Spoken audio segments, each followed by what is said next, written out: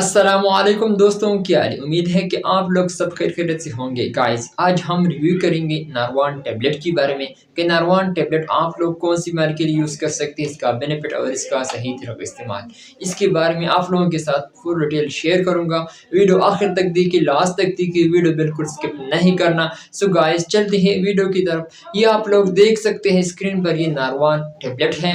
اس میں آپ لوگوں کو 30 ٹیبلٹ مل سکتا ہے اور یہ گٹس فارما کی ہے۔ تو اگر ہم اس کی کمپوزیشن یعنی فارمولے کے حوالے سے بات کی جائے تو اس کا کمپوزیشن یعنی فارمولہ ہے میکوبالامین۔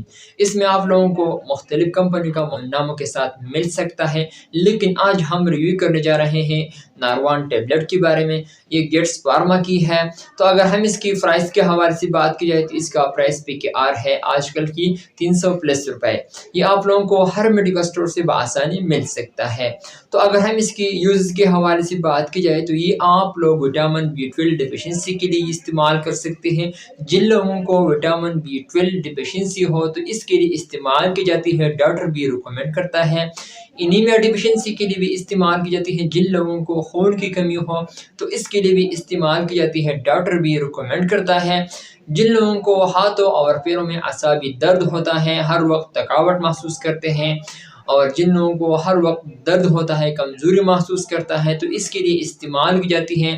ہاتھوں اور پیروں میں اعصابی درد کے لیے بھی استعمال کی جاتی ہے۔ بہت ہی زبردست میڈیسن ہے۔ ڈیمیج نیورون کو زندہ بھی کرتا ہے تو اس کے لیے بھی استعمال کی جاتی ہے، ڈاکٹر بھی ریکمینڈ کرتا ہے۔ بہت ہی زبردست میڈیسن ہے، آپ لوگ اس کے لیے بھی یوز کر سکتے ہیں۔ تو اگر ہم اس کی سائیڈ ایفیکٹ کے حوالے سے بات کی جائے تو آپ لوگوں کو وومیٹنگ بھی ہو سکتی ہے، ڈائریا بھی ہو سکتی ہے، لاس آف ایپیٹائٹ یعنی بدہضمی ہو سکتی ہے، اور سر کا درد بھی ہو سکتا ہے۔ تو اگر آپ لوگوں کو یہ علامات ظاہر ہوا تو آپ لوگ فوراً ڈاکٹر سے رجوع کریں۔ تو اگر ہم اس کی کانٹرا انڈیکیشن کے حوالے سے بات کی جائے، جن لوگوں کو یعنی جن پیشنٹ کو اس کو یوز نہیں کرنا چاہیے، جن فیمیل کو پریگننسی ہو یعنی حاملہ خواتین اس کو بالکل قطعی یوز نہ کرے، اور بریسٹ فیڈنگ مدر بھی اس کو یوز نہ کرے۔ تو یہ پریگننسی میں بالکل سیف نہیں ہے، آپ لوگ پریگننسی میں بالکل قطعی یوز نہ کریں۔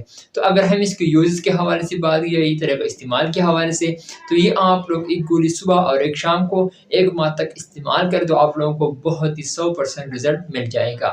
تو آپ لوگ اس کو دن میں 2 دفعہ استعمال کر سکتے ہیں، وہ بھی کھانے کے بعد آپ لوگ اس کو استعمال کر سکتے ہیں۔ سو گائز، یہ تھا میرا آج کا ویڈیو۔ امید کرتا ہوں کہ آپ لوگوں کو پسند آئی ہو۔ اگر ویڈیو پسند آئی تو ویڈیو کو لائک بھی کریں، کمنٹس بھی کریں۔ انشاءاللہ نیکسٹ ویڈیو پھر حاضر ہوں گے۔ آپ لوگ جہاں بھی رہیں خوش رہیں۔ So thank you.